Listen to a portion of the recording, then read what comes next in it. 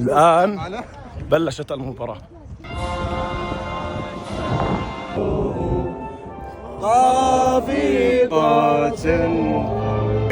حيهم الآن المباراة الودية اللي بتجمع ما بين الجالية الأردنية وفريق النشامة اللي حضر لدعم المنتخب الأردني.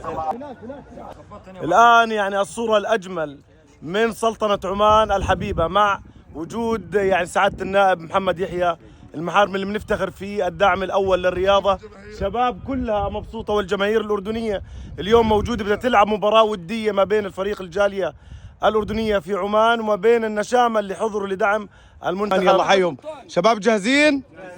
المعنوية يعطيكم العافية. حارس النشامة يلا حيهم.